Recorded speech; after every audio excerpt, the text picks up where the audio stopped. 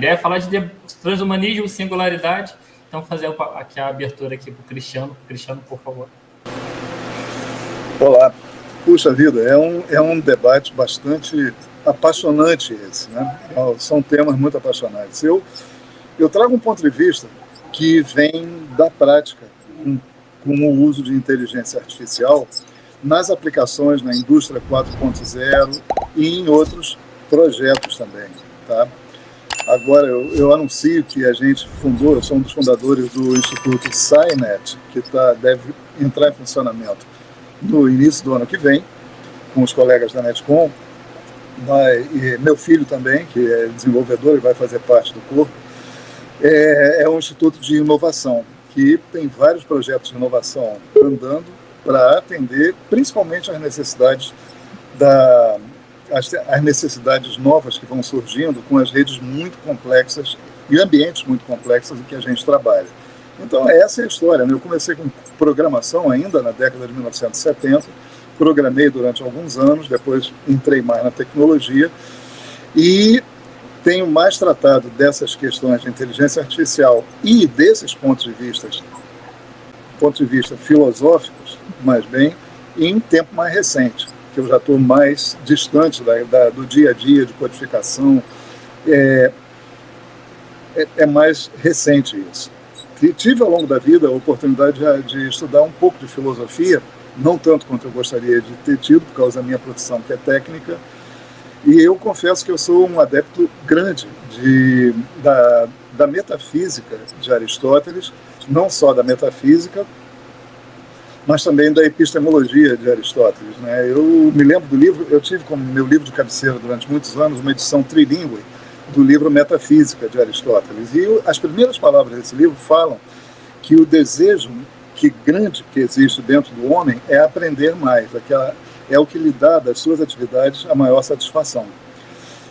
E por isso ele ama tanto os seus sentidos, porque é através dos seus sentidos que ele percebe o mundo a seu redor.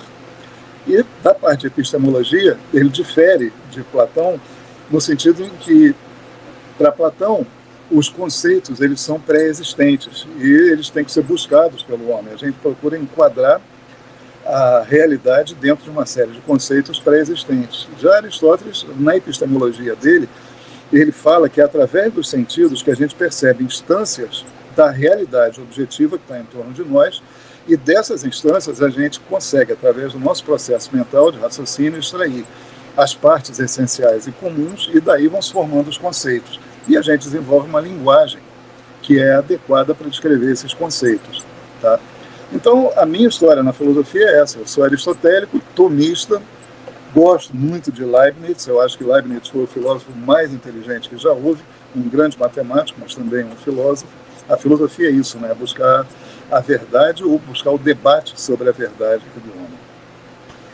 A inteligência artificial, eu acho que todos nós já conhecemos um pouco disso, conhecemos os 4 tipos de inteligência artificial e as 3 vertentes que existem que preveem que daqui a alguns anos, como o Marco mesmo colocou, segundo Kurzweil, que é um teórico do transhumanismo e fala sobre singularidade também, essa data que ele colocou de 2045 é quando a gente vai atingir o ponto da singularidade e a partir daí começa a curva com a curva quadrática, que já tem uma assíntota que leva ao infinito, né?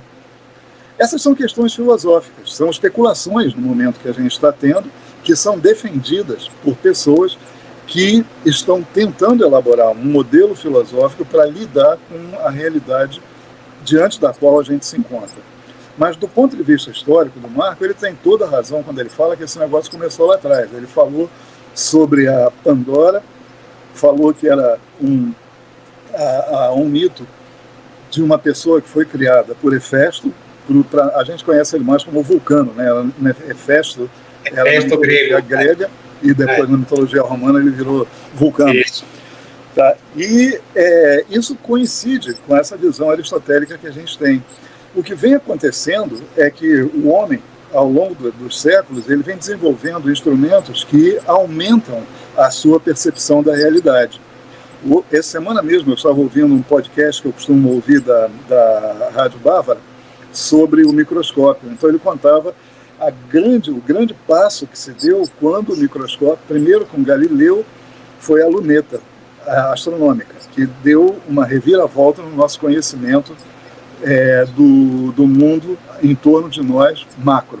E depois a invenção do microscópio, que foi outro salto quântico que a gente deu no nosso conhecimento, ao trazer para nós um conhecimento de coisas insuspeitadas antes. Tá? Toda a microbiologia e o desenvolvimento nesses 2 ou 3 séculos desde então, que nos abriu o caminho para o subatômico até. Primeiro abriu para o mundo celular, depois foi abrindo para a estrutura atômica da matéria, depois para a física quântica a gente atingiu um outro nível de conhecimento que nos permite conhecer um mundo que antes era totalmente desconhecido, e nós tivemos que desenvolver, ou alguém teve, né? Nós não, eu não tive nenhuma parte no desenvolvimento, tivemos que desenvolver também uma linguagem adequada para descrever esse mundo. Foram saltos muito grandes. A argumentação que o Marco mencionou é de que essas mudanças, que são mudanças grandes, que são pequenas singularidades, têm se acelerado muito. E segundo o Kurzweil, daqui a alguns anos, em 2045, essa data que ele colocou, a gente atinge uma nova singularidade que vai fazer com que a gente tenha que repensar a posição do ser humano dentro dessa realidade que vai se desvendando. Mas se a gente pensar bem, não é muito diferente da gente ter aberto um mundo novo, criado uma linguagem nova e uma razão nova para poder descrever conceitos novos que vêm da nossa observação de algo real.